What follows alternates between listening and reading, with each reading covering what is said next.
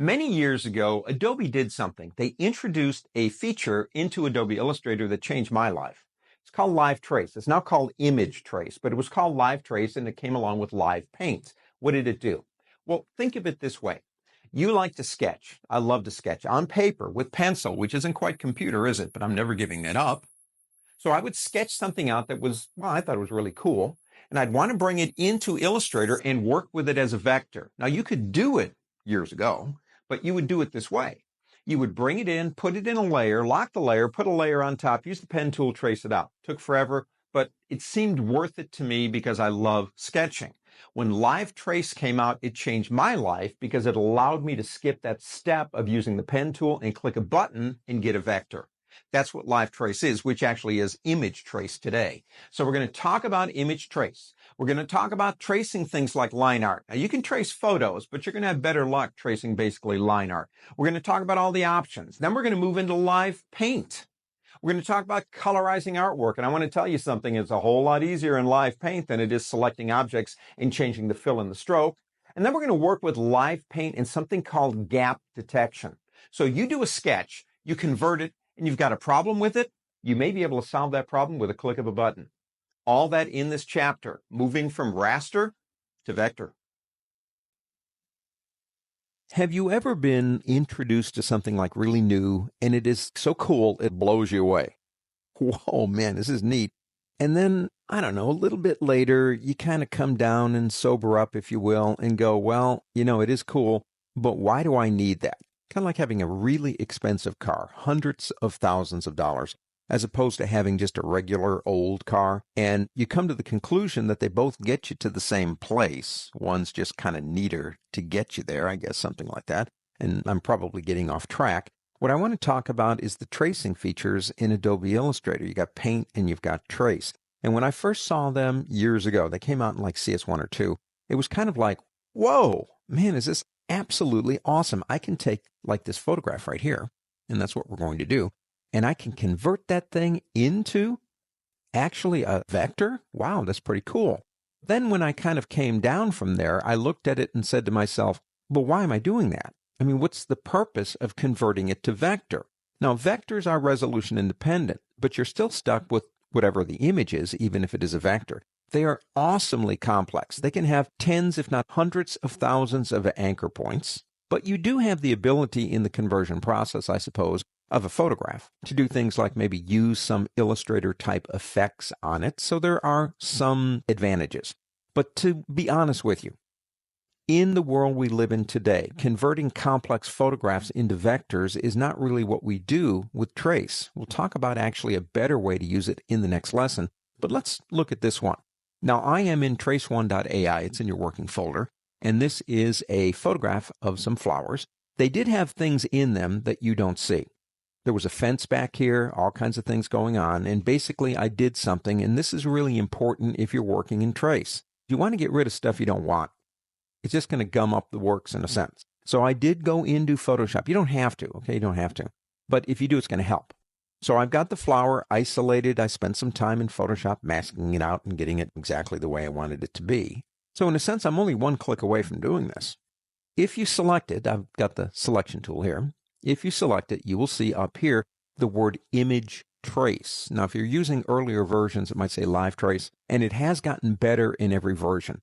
I did something very similar to this in the class I did for Infinite Skills on Illustrator. I think it was like CS5. And what I did is I kind of compared that video in terms of what Illustrator did to what this one's doing, and it's just a whole lot better. It's really cool.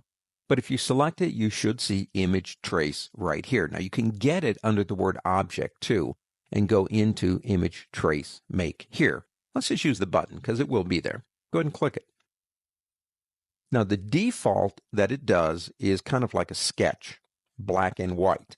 That's kind of interesting in and of itself, but that's not what I want. I want it more like a photograph. So if you come over here, you have a button for presets. We're on the default preset.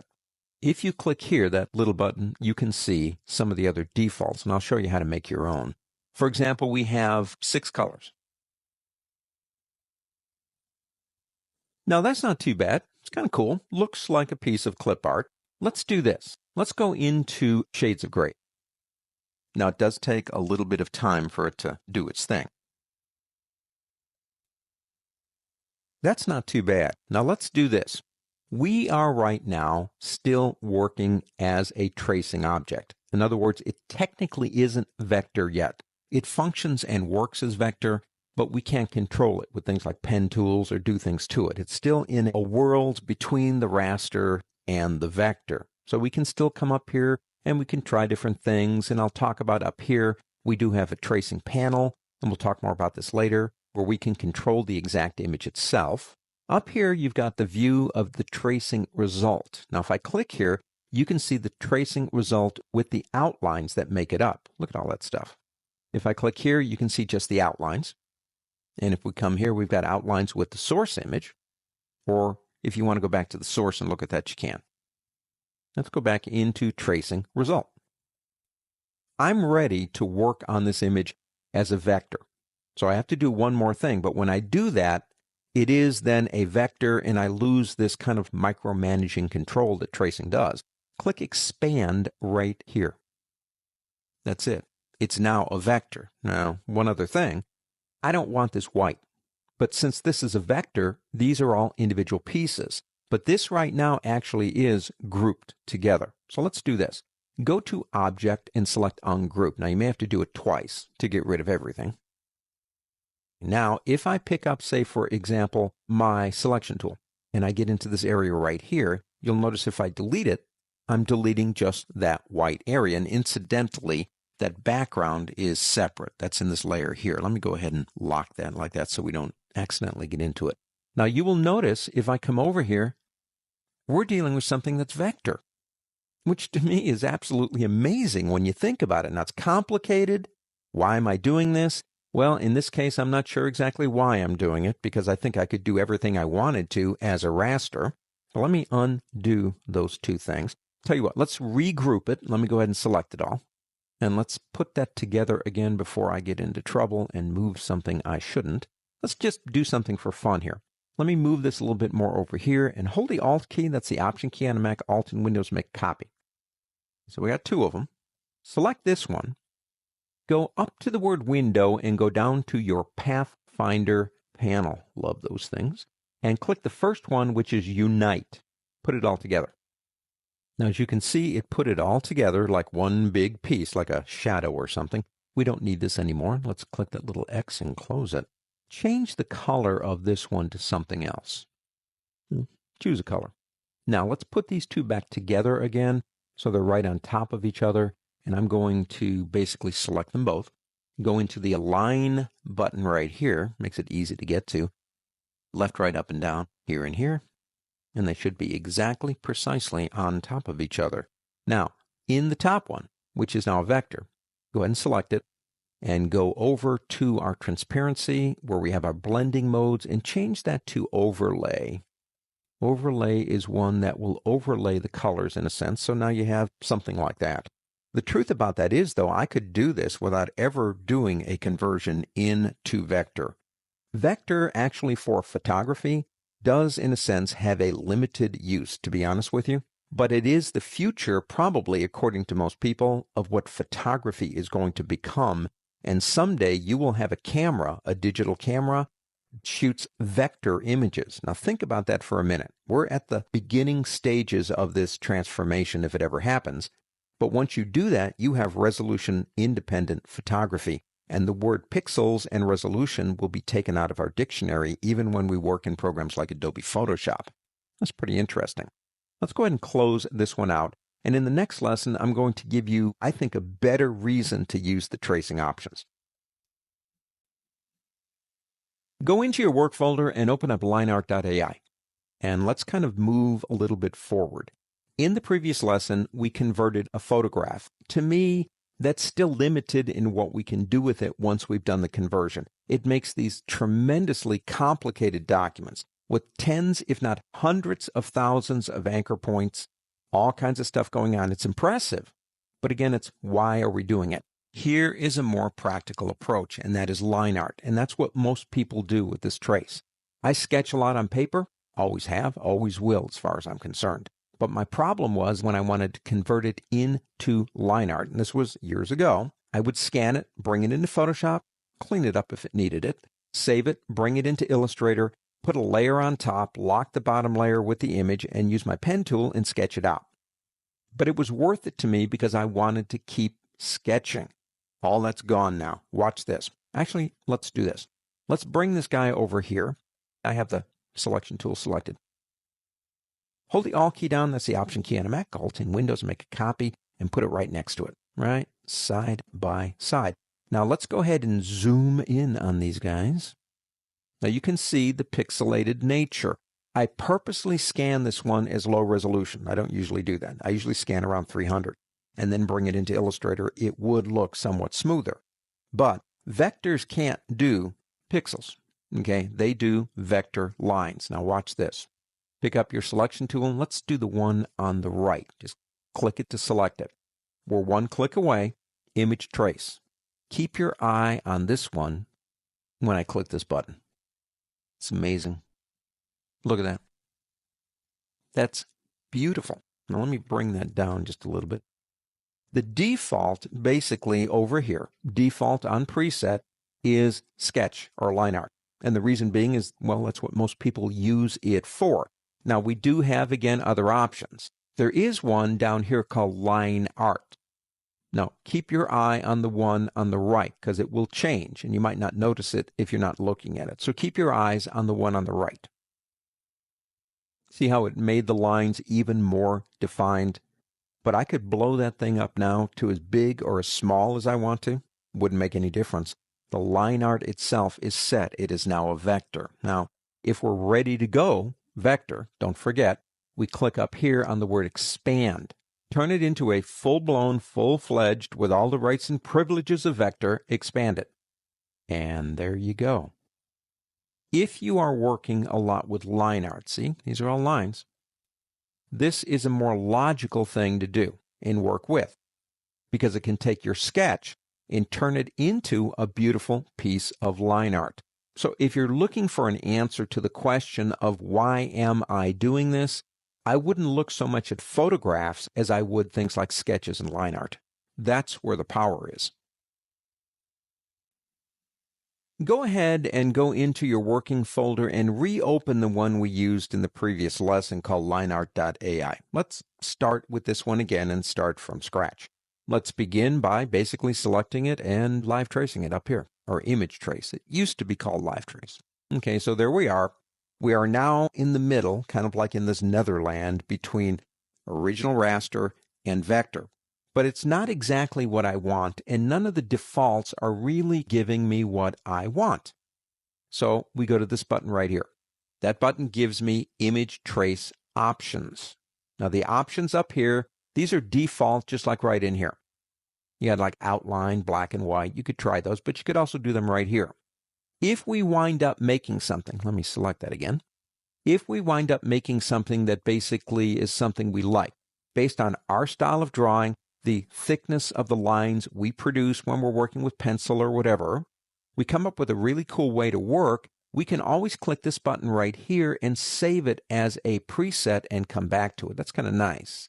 Down here you have your tracing result as in view, and that's the same as right up here. So you've got all the different options to view it. But if you click this eyeball right here, you see the before and the after. And I'm clicking and holding. Before, after. Down here, your mode, black and white, because we're working with a sketch. If we had color or grayscale, we could use those too. We'll leave that at black and white. Down here, you have a threshold. Now, what is that? When I sketch, I'm not a robot.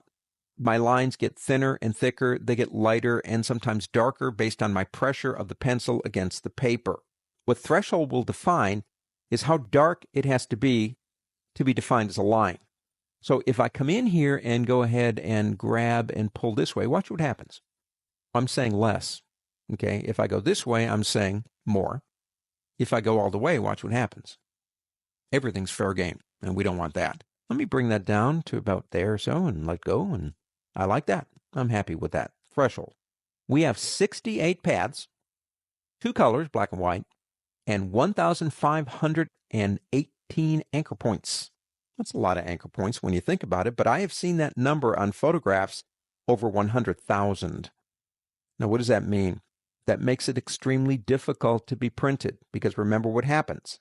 Illustrator sends the math to the print or output device. The output device then converts the math into the image. If you've got hundreds of thousands of points, hundreds of thousands of mathematical expressions, two things might happen. Number one, it may lock up your system and you're going to have to start all over again on the print part. Number two, it might take 3.5 days to do. Now we'll talk about simplifying a little bit later in this lesson. But let me do this. Let me open up Advanced. Now in Advanced, number one, you have paths. Now paths in terms of simplification of the paths. Our paths are pretty accurate right now. If I go all the way to the right, we probably won't see much of anything actually happening, and we really don't. But watch what happens when I go the other way, and it simplifies the paths. Actually, that's kind of neat. Let's take that back somewhere around here. Now in corners, basically we're talking about simplicity of the corners. We can go this way, which doesn't really do a whole lot. Or we can go this way to low. And in this case, it hardly does anything at all. The corners are pretty much well defined. So let's go ahead and take that about back to the middle. Now noise, well, you can add some noise to the image. And let me go ahead and take this all the way up this way. And let me show you this. Now, if you saw that, one area right here went black. Now that's an area I probably didn't clean up as well in Photoshop, and it had some shades of gray in it. Take it down to here. Now watch that area. So you cleared up that area. That's what noise does. Now the next two down are methods. Now the methods are either abutting or overlapping. Now what abutting does is it creates paths in cutout form, and overlapping stacks the paths. You really won't see much now if you change those, but it does influence how you work with the image after you've converted it. And I would suggest abutting is probably the best one to use here. Next one down is, do you want to create fills and or strokes?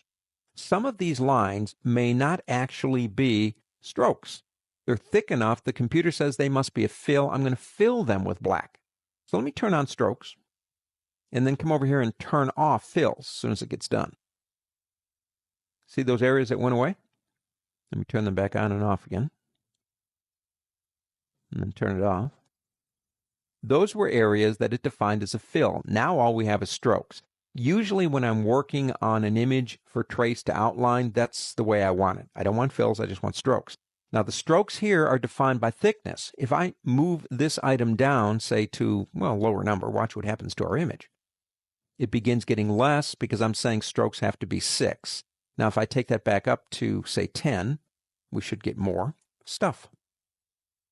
Now do you want to snap your curves to the lines, and you want to ignore white? Now remember in our first lesson, basically what we had we had that area of white around the photograph that we removed. If you turn on ignore white, it will do it for you automatically. Now what we have done has reduced our anchors to 502. 502 with only one color now because we turned off fills. So I like what I have. I feel it's a good mix for what I do as a designer.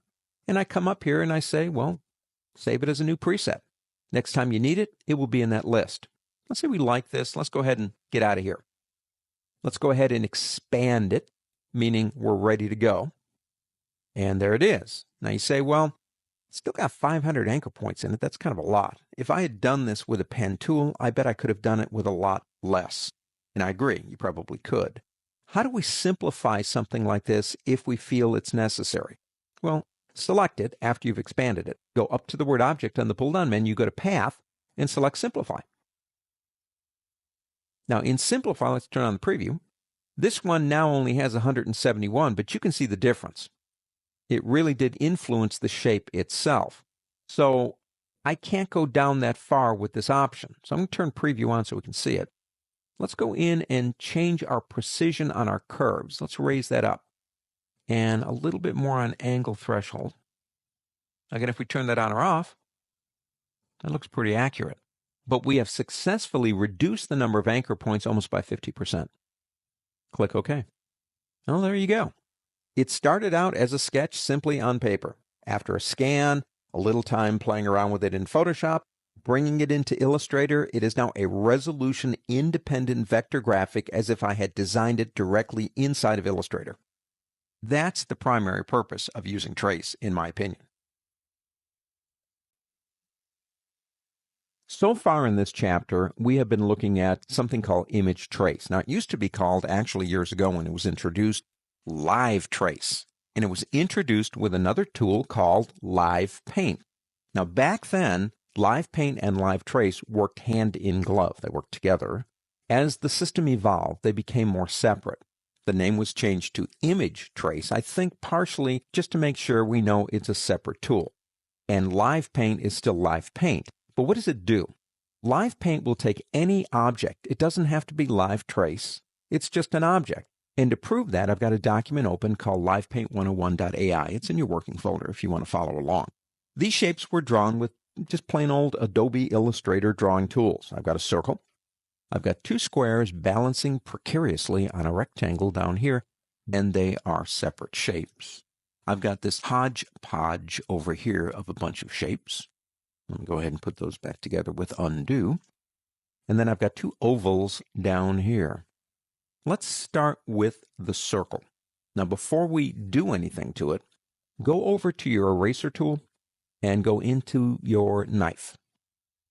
Now, the knife tool requires the shape is selected. I do have it selected. What I'm going to do is just kind of drag through it. We used this tool earlier and come down like that. Now it's 4 pieces.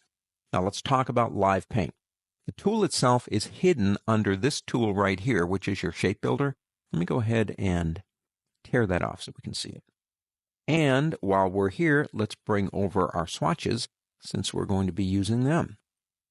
The Live Paint tool is a painting tool. It allows me to paint what are called live groups. Now the cool thing about that is it makes it a lot easier to paint something than using, say, a selection tool, selecting something, making sure you have the fill color selected over here, and then choosing a different color over here. It works much faster, but it actually does more than that, as you're going to see. Now, this is not a Live Paint group yet. So we want to select this tool right here, the Live Paint bucket. It's right in the middle. And if we come over here, if you can read that, it says click to make a Live Paint group. So go ahead and click. We did have it selected, incidentally. Okay, we now have 4 areas, and you can see it's showing us what it's going to do. The area enclosed by that red will be changed to the color that you see above the paint bucket tool, that blue. Now, if I don't want that color, obviously I can come down here to choose a different one, but watch what happens. We now get 3 colors. The one in the middle, the big box, is the active painting color. The one on the left and the one on the right actually represent the colors to the left or right in your swatches panel. Now watch this. If I use my left and right arrow keys, I can change the color in the swatches panel, and it will change the color for the paint bucket. I don't have to come down here and select a color. I can use my left and right arrow keys. That's pretty neat. I can also, if I want to, use the up and down arrow keys. Now you might think logically that it would take you down to the next row. Let me do something here. Pull that up and pull this down just a little. But actually it will take you to the next group. So left and right cycles you through the colors in a group. If you press the down arrow key, it takes you to the next group. But that way you never really have to worry if you've got a group selected for colors. Just use your left and right arrow keys. So let's come back up here and let's go in here and just click. Now I want to change the color. Use the left or right arrow keys. Do that again. Looks like a beach ball, doesn't it? And let's go ahead and choose one more color. Maybe a really deep red like that. So we've got these 4 colors. Let's say for the sake of argument, because these are slightly different, or maybe we want this color down here, but we forgot what color it was. Do this. Come into the color that you want to use. Hold down the Alt key, that's the Option key in a Mac, Alt in Windows, and go ahead and click in there, and basically it will reset to that color. You come down here and click, it'll fill it. Now watch the active area too. You will notice we have the colors at the top, we have the paint bucket at the bottom, and we have an arrow in the middle. The arrow in the middle is the hotspot for the tool. If you press down your cap lock key, you can go into precise mode, and then of course you're using that crosshair to make it happen. Turn off cap lock again, and it goes back into the tool. But most of the paint buckets that I've ever used, like in Photoshop, the hotspot is the drip of paint coming off of the tool. In this case, it's the arrow between those 2 icons. Remember that. No big deal, but remember that. So this one's done. We like it. Let's move on to these. Now these are 3 objects. In this area here, there's nothing there.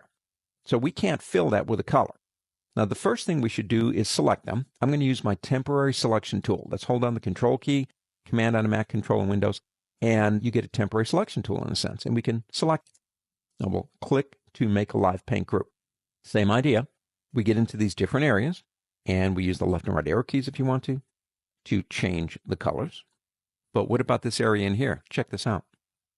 When you create a live paint group, any area in the group that's enclosed, even though there was nothing there to begin with, is part of the group.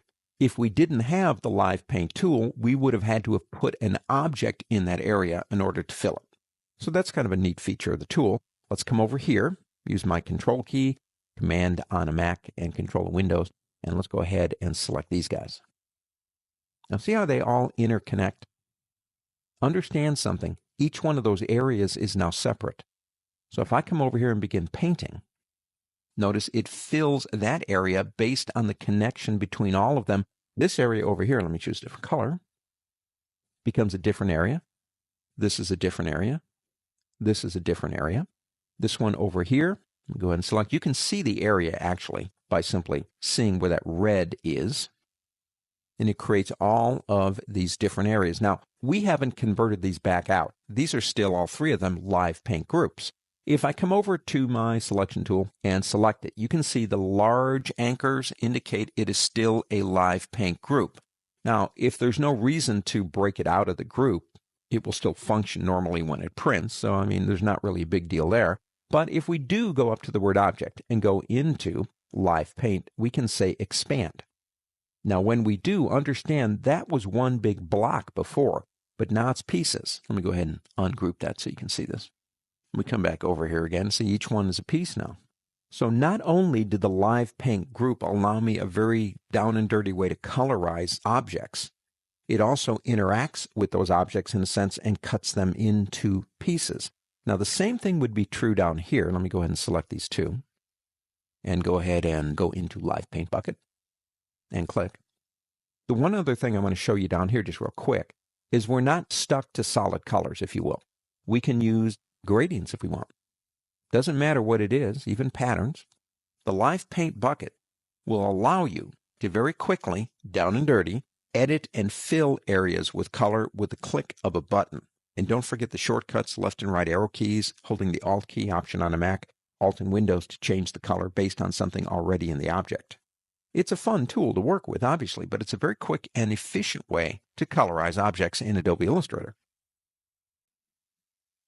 Go into your working folder and locate a document called zenart.ai and go ahead and open it up. Now, in the previous lesson, we were introduced to the paint bucket tool, and we, filled some simple shapes. Now, not only, remember, does it allow you to fill things with color, but you have control over items and how they intersect. There's a lot of things going on with this tool. It's not just coloring things. But if that's all it did, actually, it'd be pretty neat. Now, let's go through a process in this lesson from beginning to end. Made a sketch, like the sketch. Put it on the scanner, scanned it. Brought it into Photoshop, maybe, maybe not. Cleaned it up. It's sitting here right now looking at me. Now, it is a PSD, and we can't colorize a PSD. So our first step would be to select it and say Image Trace. Now, it's telling me it might take a bit of time because it's large. I'm going to take a chance on that and click OK. I don't really think it'll take too long. As a matter of fact, I think it'll only take a few seconds. And there we are. Now, don't forget, at this stage, we're still in image tracing. We need to expand it if we want to work on it. So we're going to click the Expand button, assuming we like it and we don't want to change anything using, say, options like right here. But we've gone through these already. Let me go ahead and close that out. I like it. I'm happy with it. So I'm going to click Expand, which turns it into an Illustrator object. Now that's where we want to be. Let's come over here and pick up our paint bucket tool. I'll move that over here so we can see that. And I am going to bring over my swatches. And in this document, I have a group down here of colors that we can use to maybe colorize this thing out. So if we come over and pick up the live paint bucket, the first thing is to convert this into a live paint group. It tells us, click to make this a live paint group. Go ahead and click. Shouldn't take long. And now we're ready to go. Start maybe at the bottom, I suppose. I'm going to use this color right here. And then I come over here and begin clicking. Now you're looking for the hot spot to go red, just like that. And let's fill in those bottoms. Now I'm going to use my right arrow key to go to the next color over. I'm going to color these mountains. Now you do have a tool that's to the right of the paint bucket tool up here, this one, and that is a live paint selection tool. One of the ways you could use it is you could then shift click and make a selection of all the areas that you wanted to change, and then with one fell swoop go ahead and change them all. I don't use it that often, but it is there. Okay, I've got that. Now I want, say, this color. I guess I can find it over here, it doesn't matter. And I'm going to start colorizing these areas. And they get smaller, so you watch for that red. And when it's enclosed in red, you click. If it didn't work, you undo it. Now watch what happens when I use my left arrow key to get to the black color right here, because I want the actual structure to be in black. It goes up here. That's where I dragged it from. Now I don't know why it does that, but it does. Okay, it went up there because I dragged it from there. I'm going to click here and say here and over here. Now, if we unselect it, I'll use the temporary selection tool, the control key or the command key on a Mac control in Windows and click. You will notice that I missed a couple of areas that are supposed to be blue. Now, those are real small areas. So my suggestion would be, of course, to zoom in. Why not? Let's go ahead and put that so we can find them. Pick the tool up again. Now, I need that color. So I'm going to hold the Alt key down, Option on a Mac, Alt in Windows, and click to load the paint bucket with that color. And then come over here and begin filling those areas. There we go. I think I got them all. Let's go ahead and bring that down to a reasonable size. And there you go. Colorization of an object using Live Paint Bucket all the way from, in a sense, cradle to grave, starting with a sketch, ending up right here. Don't forget, if you're done, you can come over here and pick it up, select it, and then go up to the word object and down to Live Paint Expand. That's about it. Go into your working folder, look for butterfly.ai, and open him up, or her, whatever. We're going to talk about in this lesson something that I really do find valuable when working with the Live Paint Bucket, and that is called gap detection. So let's go through the numbers. We select our Photoshop document. We image trace. Do we like what we see? I think I need a little bit more in this area. So I'm going to go up to this button right here, which of course is my options. And threshold is what I want, I think. Here's the eyeball. I can go back to the original. You can see there's more there. And so I think I need more threshold. And so I'm going to crank that up a little bit. Oh, perfect. Okay, let's close that. Click Expand. Let's bring over our swatches. And let's just select the tool. We don't have to tear them out. Live Paint Bucket, right there. Okay, click to make it a live paint group. And we're ready to go. Let's make them bigger. Let me use the shortcut for that. That's Control on a Windows system, Command on a Mac with the plus or minus keys, and zoom in a little bit. Let me move them over so it's not crowding out underneath our swatches over here. Here's the other thing I like. Kind of hard to tell what's going on over here with all these anchor points. If I come out here and use my temporary selection tool, that's Control in Windows, Command on a Mac, and just click, I can still work. And now I'm not distracted by all that stuff. Let's pick a nice color for the back of the wings and click there. And come down here and click here. And let's come over here and do that area and say this area up here. And then maybe pick up a different color and start working on the pieces of the wing. And watch, it's that selection, that little black arrow. Watch for that, and for the red to surround the area you want to do. And let's do one more area over here on this wing before we move over and find our problem. And you start coming over here and you go, whoa, wait a minute. Those areas have got yellow in them, and they shouldn't. Well, you can see the gaps. I mean, you can't miss them. They're there. That meant that when I did my threshold, I didn't use enough. So what do? Go back? You don't really have to. There is something called gap detection. I really do like it. Now, where do you get it? Well, let's do this. Let's zoom in some more. Why not? So we can really see them. There they are. Let us select our butterfly. go up to the word object, down to Live Paint Gap Options. Now, in Gap Options, you have something called Gap Detection. Find them for me and close them. So we turn it on. Now, we have a custom gap of 3 pixels. Those gaps must be bigger than 3. Now, we could increase the number if you want to do it that way, or you could go to, say, medium right here. Let's see what it does. See, it got them. Now, I can turn that on and off so you can see that now. But if I were using a color like red as a background, they might be harder to see, to be honest with you. But you can see, there they are. We got them. Now, I can choose to close them with path. But I don't want to do that because there are other areas it thinks are gaps. And if I close them with paths, I've got all these extra lines going around. So I'm going to say no, close them, but I don't want to see the path. Make it invisible. Click OK. This is cool. Watch this. Pick up a different color. Actually, the insides were these blue. Let's pick up our Live Paint bucket and Alt. That's Option key on a Mac, Alt in Windows, click. Pick that color up and come over here and watch. It works. Isn't that cool? Now, this one was a green. Let's go ahead and Alt, Option, click over here again and start filling these in. Now, if we deselect it for a minute, let me make that a little bit smaller. You can see the gaps still exist in terms of being visible. But the cool thing about it is the paint stops at that point. Gap detection when you're working with sketches, because sketches aren't perfect, can be used to close areas off and create, well, exactly what you want. Don't forget you got gap detection. I'll let you fill in the rest of the butterfly.